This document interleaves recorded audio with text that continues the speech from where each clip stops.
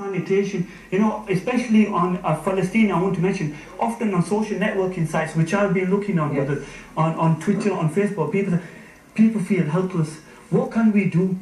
You can do dua, which is the weapon of the believer.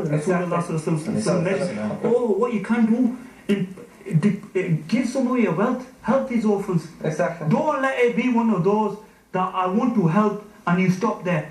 Go that extra step, where you are making a difference on the day of Qiyamah, when you're in front of Allah subhanahu wa ta'ala. You say, Ya Allah, I do not have many deeds, but there was that crisis and I tried. Ya Allah, have mercy upon my state. Because of these orphans, forgive me. Who will seize this initiative? Who will phone us? Who will phone the donation line?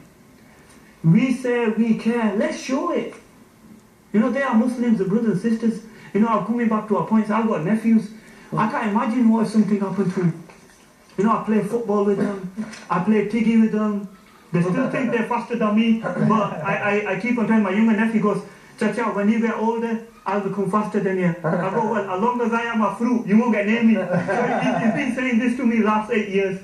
But the main thing is, jokes aside, is we want to make a difference, brothers and sisters. Help us, help them.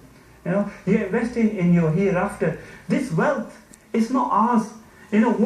Someone once told me about a friend of Allah, Ibrahim bin Adam, rahmatullah alayhi, and they were a king before they left the kingdom in Balkh, which is modern day Afghanistan. And once from their palace, they saw an old man, and he had unkept hair, long hair, beard.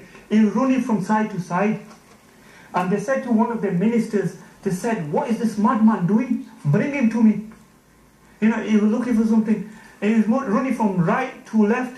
And the king is watching this from his balcony. And he's puzzled. And he said to his minister, bring him to me. So they brought him.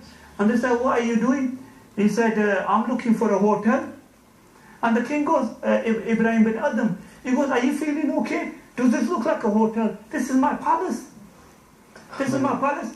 And they said, okay, king, let me ask you a question. And they said, please proceed. And when he asked the question, he said, who lived here before you? And Ibrahim bin Adam, may Allah have mercy upon him, he said, my father. And who lived before your father? He said, his father. And before his father, he said, his father. Tell me, if this is not a hotel, then what is? We will leave everything behind. Our material possessions. We buy a new car, but after a while we get bored. We buy something better. Mobile phone, we buy something better. Clothes, we want the next Eid al-Fitr, Eid al-Adha, we want the new Nike and Max trainers or whatever they are, we want to buy them. But only if these orphans, look how innocent they are. Yeah. Will we help them? Because on the day of resurrection, when we go in our grave, it's our deeds that will help us.